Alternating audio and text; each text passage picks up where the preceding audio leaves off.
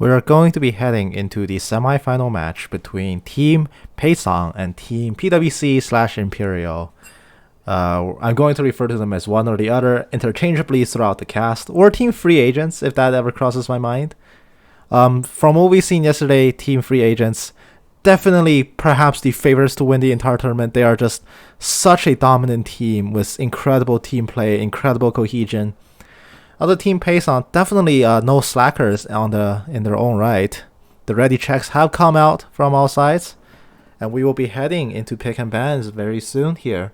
For the semi-final matchup, the winner here will move on to play for first, second place, and the loser will play for third and fourth. So definitely this match does matter quite a bit for the placing and all that, but we are going to be heading into pick and bans. These two teams did meet yesterday. When they did meet yesterday, Team Pason got thoroughly stomped out by Team Imperial in very short notice. They are keen to not repeat history today, but Team PwC, they are like a well-oiled machine and genuinely a pleasure to watch them play the game. So we are going to go ahead. Last time they met, there was 3 jungle bans coming out from Team Imperial versus 3 mid bans coming out from Team Pason in the first rotation. And it seems very much like this is just a repeat of history. Once again, Team Imperial bans out 3 junglers. Oh, fear controls them. Like, there we go. That's something different. Team Pason removes a jungle matchup, and there is a Vi selection. Confident first lock-in for the Vi jungle pick. Now for Team Pason, what are their picks going to be? They are going to lock in the Caitlyn first. It's a very interesting choice here. They are prioritizing the Caitlyn pick so much today. The Caitlyn has so far appeared in all 3 games they played, and right now they're going 1-1, 1 win, 1 loss with the Caitlyn. Definitely a champion that requires the player to get very, very far ahead very early on to make that pick work. The second pick coming out is going to be a Kha'Zix jungle. So this is so far a very squishy but a very high damage lineup here. And already it tells me that Team Pason is looking to play a playstyle that seeks to pick apart Team Imperial. But these kind of pick comps actually do require quite a bit of coordination as well. And a beautiful pick answered by Team PwC. They're gonna pick a Nocturne, which appears to be a solo lane, leaving the Vi to jungle, or it could be interchangeable. The Nocturne is amazing at shutting down whatever play that Team Pason wants to do, just allowing a collapse to whoever target the Kha'Zix jumps on, and can just completely turn fights with paranoia and just lay down so much disruption. I really like the Nocturne answer here. It is going to be Xayah picked next here, and the immediate answer is going to be Malphite. We are heading into the second set of bans. So far, once again, Pason is sticking with their strategy of creating picks, creating fast kills, burst kills, and they are going to go ahead and start banning rather 2 additional champions here. What will their first choice be? They need to still try to nail down. Apparently, seems like a top lane support. I'm assuming is Vi jungle, Nocturne mid. So they are going to ban the Rakan, which does make sense. Xayah Rakan is a terrifying combo once they get going. So they definitely want to break up the couple, as it were. Make the lovebirds go solo. And the response coming out from Team PwC. This is also the other thing, the Lulu ban, to get rid of the enchanter that can protect the AD carry. But this is the other thing, if you pick Xayah, you kind of have to follow up Rakan if you have any intentions of playing him. Because guess what, as soon as the Xayah pick gets revealed, the enemy is gonna do their damnedest to break up that couple. The Rakan gets so incredibly powerful in the hands of a team with a Xayah with it. His engage just gets doubled in length, if nothing else, and it just makes it such a scary support pick to go up against. The Mordekaiser is going to be the final ban coming out from Team PwC, and it is going to be the Scion top locked in here for Team Pason, definitely going back to their comforts. What is the response? And so far, a somewhat tanky lineup coming out from Team Pason, and it's a Teemo? Are they seriously playing Teemo? Oh, lock that in. I will be over the moon. Oh my god, it is happening. It's gonna be a Teemo top matching up against the Scion. This is one of those picks that says I'm flexing on you. Because if played right, a Scion can actually shut down a Teemo's playstyle. Just by controlling the wave and sitting and farming nicely, he can actually stop whatever Teemo is trying to do. But by picking this Teemo, Team Imperial is basically saying, I can destroy the Scion lane. Give me this Teemo. I can take over the game. And if a Teemo takes over the lane, then the entire map will quickly become uninhabitable for Team Pason. Teemo can just assert so much dominance, especially in the jungle areas. He can just shut out an entire sector of the jungle away from the losing team.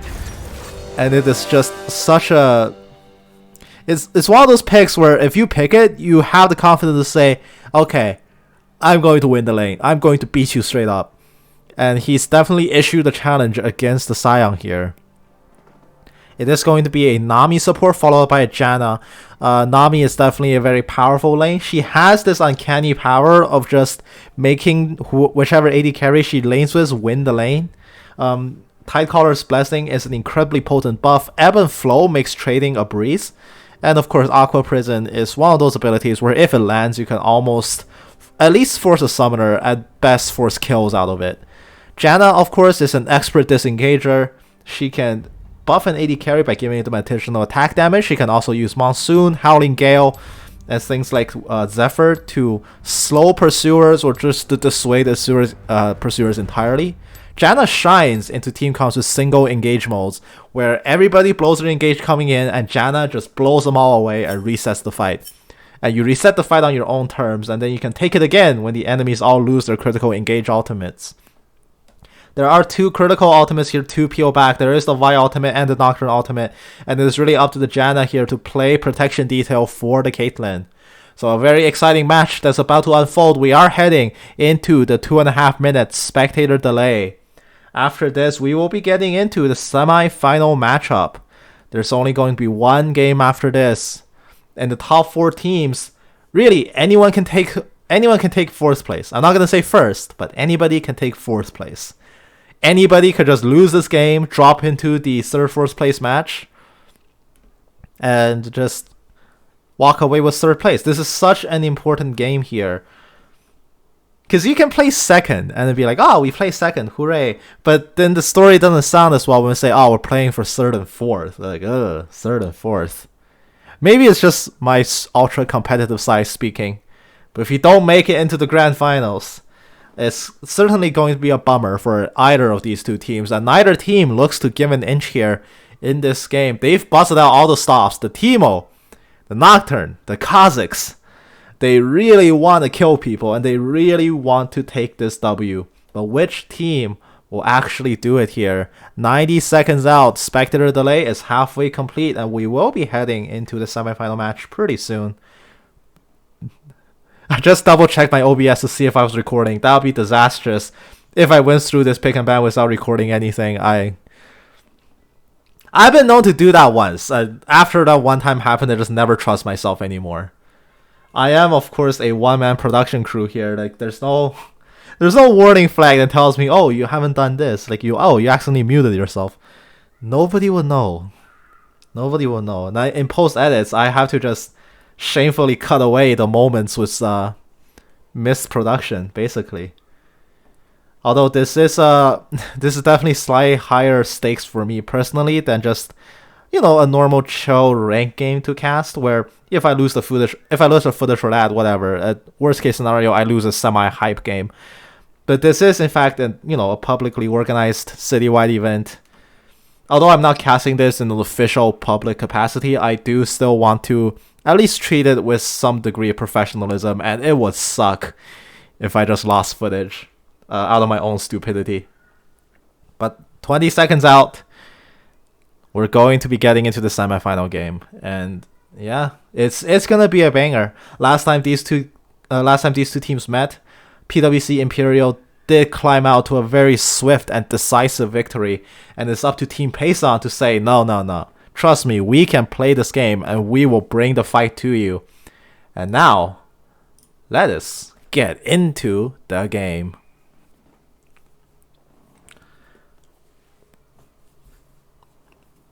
I'm really intrigued in the Teemo pick, first and foremost. It is the grass variant of Teemo. So this is a lane where the Sion has to play so carefully. You cannot mess up. If you slip up and you let the Teemo win that lane, the game is over. He will exert so much control into your own jungle. And once he does that, the Kha'Zix becomes completely neutered. If he gets ahead, he will shut down the entire top half of the map. And then you cannot win from that situation. So to win this lane, you're really looking to the Sion player to actually manage the wave really well and to just starve the Teemo as much as possible while staying alive himself.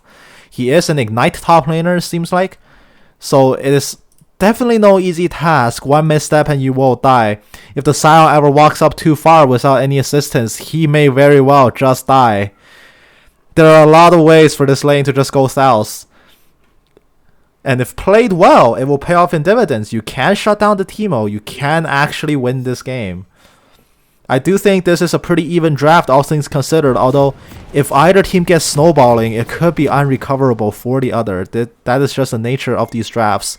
The Janna is at least somewhat of a safety net on the side of Team Pason, but still, it is seriously up to them to win this game. The draft seems pretty even on first inspection from both sides, so we'll see who will come out ahead here. Once again, it seems like this will be a top half start here for Team Pason. And Team Imperial is going to send their Y into bottom lane.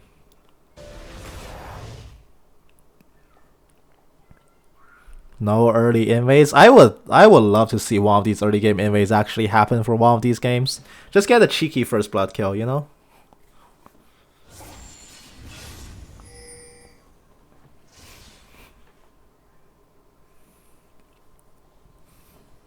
Sion is guarding the Tribush very well, trying to look for any potential invades. There are no invades happening, so it's just going to be a very standard opener, all things considered.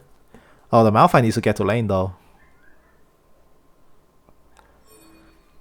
In a game like this, it's very hard for the Malphite here to itemize. He needs to stack a ton of armor, but he also needs to be aware that if this Teemo gets ahead, his stacking armor plan will be ruined, because then he needs to get MR to start answering the Teemo way earlier than perhaps he'd been planning for.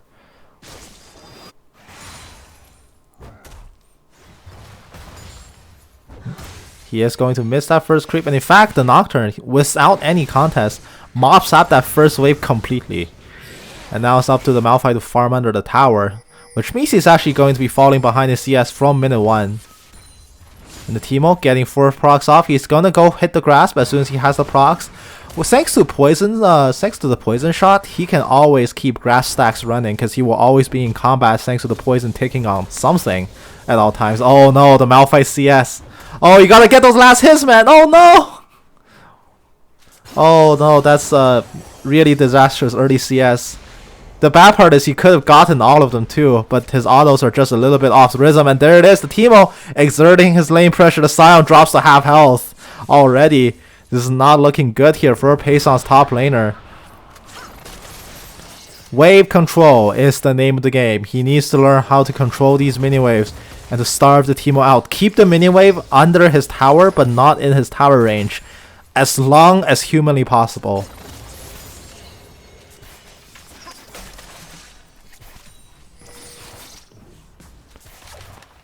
The push is still coming down, so bot lane for Team Pason is quite a bit ahead of their laning counterparts here.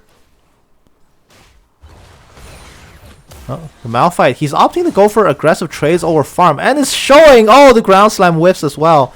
He's already 8 CS behind, and the blind dart. Oh no. You hate to see that. Teemo can just do that, and Teemo breaks the sulfur in his shield as well. So Sion cannot even detonate it to farm. And now the fear comes down for the Malphite. He is completely out of mana. Sion will scream a minion into Teemo's face, and the mini wave is arrived under Sion's tower. He's gonna lose all of that. He's not gonna get any of it. He's sitting on 4 CS against 22. Definitely a very mismanaged wave here. And the Vi is coming down for the gank as well. The fear does come down. Kha'Zix's gonna jump in, but there's no isolation anywhere. He's taking a ton of damage. He cannot win that 2v2. Flash is blown from both members of Team Pason, and they will make it out. And Team Imperial, although Nocturne loses both his subs, they do come out ahead in that gank.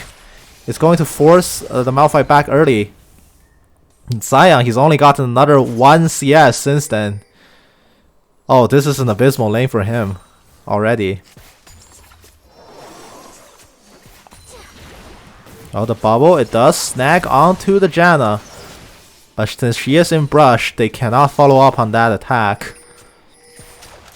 The Caitlyn is still farming very well in the bottom lane here.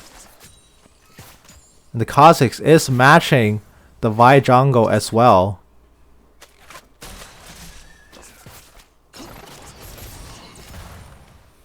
But the Sion's really the pain point here for Team Pason. He can't farm under the tower in that condition. And right now the Kha'Zix, he's aware of that. He's coming to try to bail him out. But this Teemo, he's 31 CS, he's level 4. He is a level behind the Sion. Oh, the sweeper does catch him up, but the unstoppable.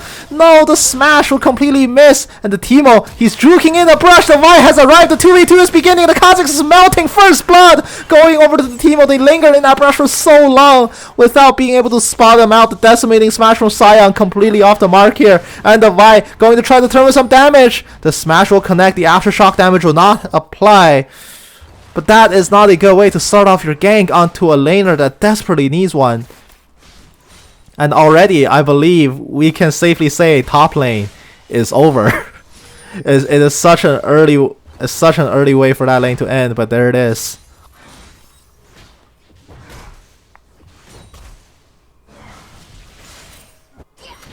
The bubble does land onto the Caitlyn. The Caitlyn gets snagged up in the bubble. The Janna is going to walk forward to try to dissuade some of the damage coming, but it's not going to be enough. 1.5k ahead for Team Imperial. Such an incredibly early lead for them.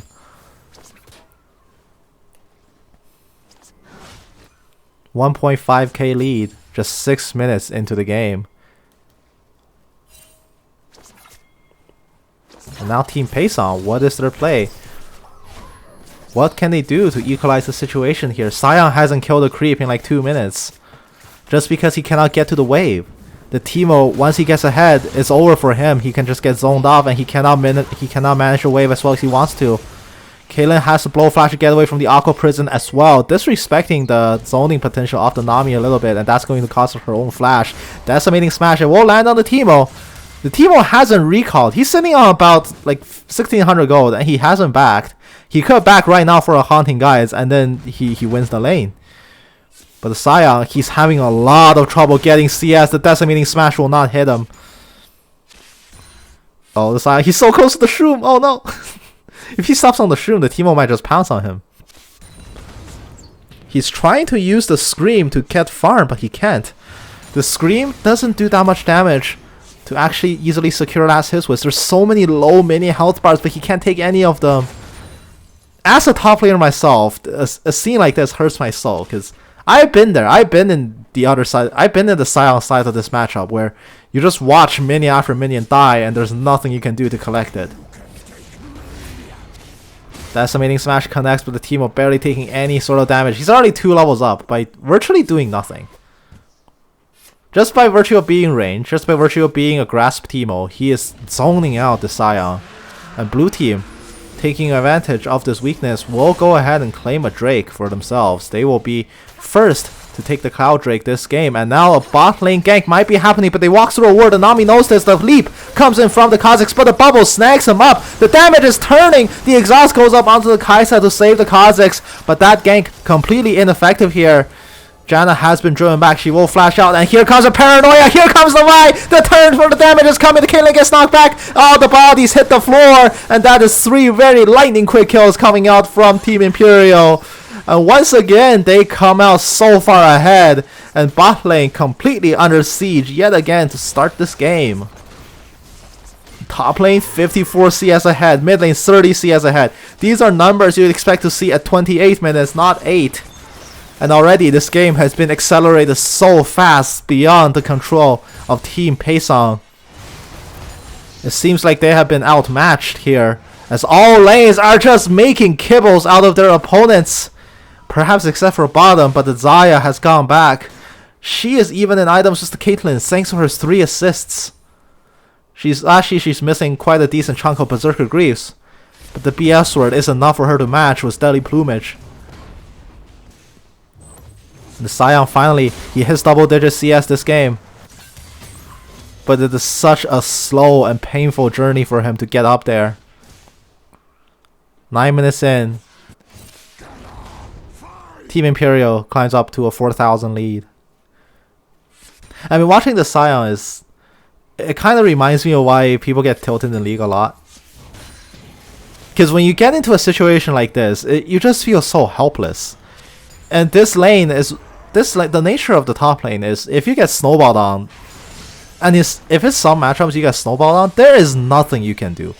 It's designed to make you feel as powerless as possible, and it's a frustrating concept to deal with. You genuinely feel like there's nothing you can even do to affect the outcome.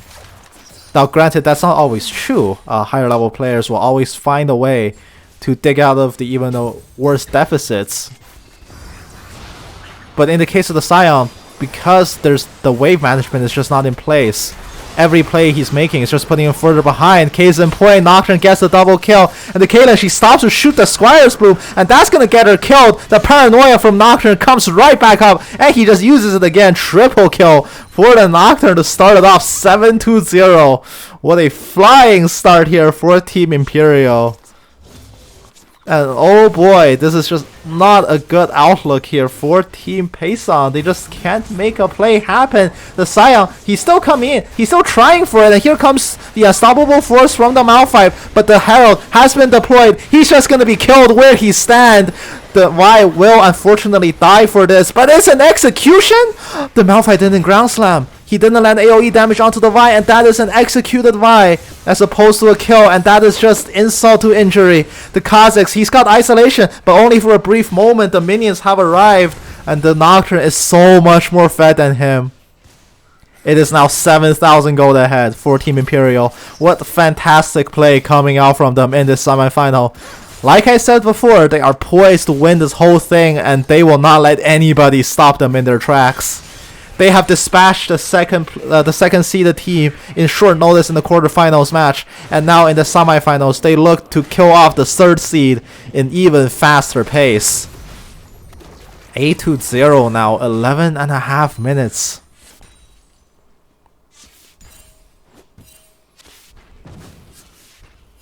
And unfortunately, Team Pason is so very poor. Let's check the total income here. Whoops, that's the wrong button. Let's check the total income here. Yeah, as you can see, the Nocturne is richer than the Scion and the Malphite put together. That is not good, to say the least. And even the Xayah, with a significant CS deficit, she's only 200 gold behind. And 200 gold is not a 30 CS deficit. She is just richer, CS aside. And there it is, the assault and battery coming out from the Caitlyn. She has been locked down. The trap will not be hit. The Monsoon will try to buy her some time, but the Caitlyn will flash away. The Howling Gale will not find the knock-up. And the Paranoia from behind. Botling cannot catch a break. The Nocturne is coming in the back. They do get the kill, and the Janna will get one back. She autos the Nocturne. And salt on the wound to the ADC player. They don't even get that kill onto the Tower Diver. They do, however, finally get on the board, but it goes over to the support. Anybody else could appreciate that goal a lot more. And the Kazakhs, as much as he wants to make proactive early game plays, he can no longer do so. He's just been relegated back to farming, and you can't do that. And Scion cancels 2 of his autos. That looked really funny. Blue team does go ahead and secure their second Infernal Drake. Team Imperial, they have won this game very early on. There are thresholds where you would consider a gold lead to be insurmountable. 8,000 gold at 13 minutes in is certainly insurmountable. It is surely a sign that you have been outgunned, outmanned at every turn. If they want to win this game, Team Pason, they need to climb an obtuse cliff. A cliff at a more than 90-degree angle. They have to fight gravity as they're going up. And that is a tall order, to say the least. Blue team will lose their first turret. And the bullet, it doesn't get tanked out, but the Kazakhs will get that kill. Caitlyn's ace in the hole gets put on cooldown. But guess what? Who's coming down? Nocturne is arriving. But he might not even be needed as the Kazakh is mobbed up in short notice. Nocturne does it right. Paranoia is just seconds away from coming back up. Bot lane for Team Pason needs to just run away. The Malphite does chance upon the Vi in the jungle. Can the assist come in to help him? Unstoppable Force locks him up. And here comes the Caitlyn. The trap will not spring. The second trap will also not spring, but the headshot damage is enough. They get the shutdown onto the Vi. Vi agrees and oversteps, and Team Pason steps quick to the punish. They don't want to go out whimpering. They want to go out fighting. But still, they have such a high mountain ahead of them to climb. Zaya even beat Caitlyn to the first item completion by picking up the Essence Reaver. And with no mid tower, the map has just gone wide open here. And Teemo, so close to Flame Horizoning the Sion. This is one of the fastest Flame Horizons I've ever seen. The Sion has finally gotten some CS for himself, but oh boy, it's an understatement to say that's not enough farm. Caitlyn does match the Stormrazor to try to contest against the Essence Reaver on the Zaya. The gold lead, they shrunk it by 1,000. It's now just 7,000. They have made some positive plays in the past few minutes, but they need to keep going. They need to keep looking for these shutdown plays. The isolation is on the right. Can the Kazakhs win the fight? The answer is no. Paranoia has arrived to even the score. And that's just what I've been talking about with this Nocturne pick. It shuts down the Kazakhs so incredibly hard. And the Sion, he's got nowhere to go. He will finally be killed off. And the Vi will just simply wall breaker away once. And the Sion cannot make the catch happen. Top lane is going to be under siege. They don't have a Herald. But red team don't have plates. So this is a very free turret kill.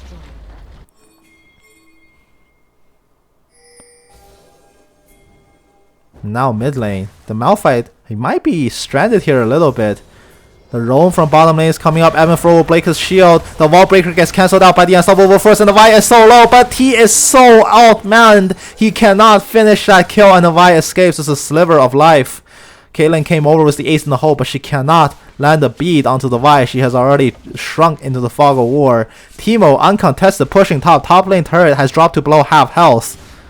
And he just skedaddles on out of there. He's so incredibly fast. He's level 11. He can kill whoever he wants. Caitlyn might be walking forward into a shroom. The Janna flashes forward, but she has been slowed. She cannot make the catch happen. Kazakh's going for an invade, but can he make the kill happen? Yes, he does. He gets the Vi in her own jungle. He finally makes a good play happen for himself.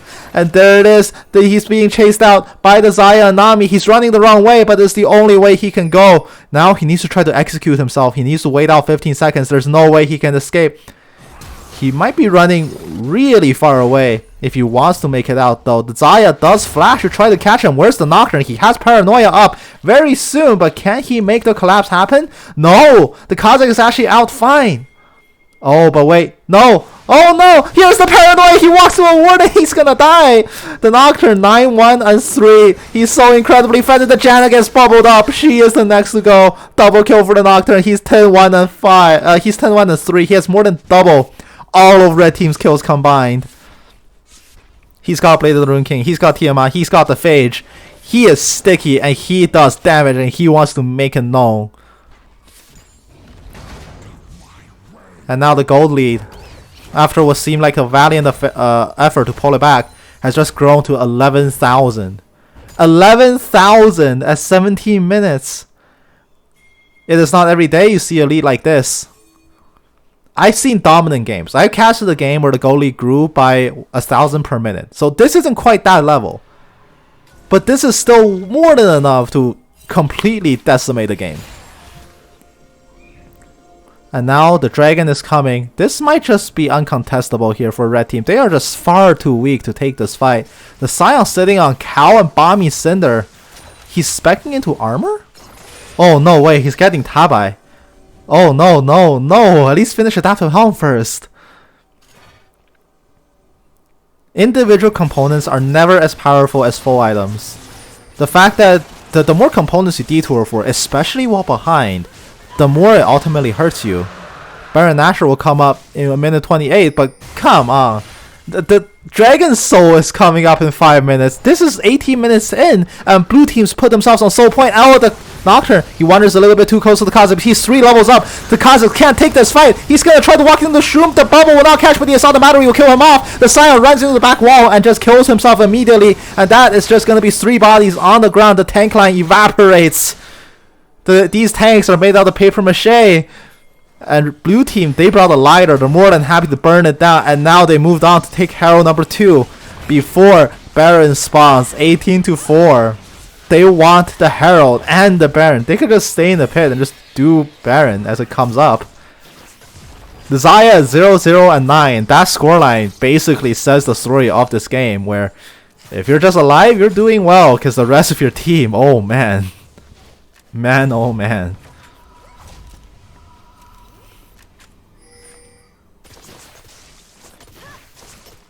The mid lane siege has begun. This is a very dead tower. Nobody on Team Pason can contest this. And Team Imperial, they're feeling it, man. They've been putting on a show. It's like a turkey shoot, you know? They've just been putting on a show, killing whoever they set their sights on. Every time the Nocturne's paranoia has come up, he's immediately used it and gotten the kill. And this happened 4 or 5 times in a row. He's made so many good proactive map plays, and as a result, he's ballooned this game out of control. Baron has spawned, but he's spawned for like 5 seconds. He doesn't get to see the light of day before being put down here by blue team. He's just screaming, wondering, who did I piss off in my previous life for this to happen? Nocturne dashes out of the pit with the paranoia. The Malphite, his unstoppable force has already been used. He has nothing else. Blue team secures a Baron Nashor, and the Vi, the Assault Battery, it connects onto the Caitlyn. She needs to try to run, but the Nami bubble gives them the speed. The Caitlyn has to flash over the wall and run the other way from home. And that will give her safety. Blue team gives up the chase because there's a bigger prize. They are going for the siege. Teemo is fed. He's coming in for the dive. He gets the kill on the Kha'Zix. He's on a shred of life, but the Caitlyn's recalling. The Scion needs to get home as well. They're the last 2 living members. And the Baron push is coming down mid lane. Blue team summons Herald bot as well. This is a multi-pronged siege. And Team Pason, they cannot answer this. There's no way. This game has gone totally south with a 16,000 gold lead. 16,000. That is richer than 3 players on red team combined, and that is their differential. This is like fighting an 8v2 or 5v2 in terms of just gold amount.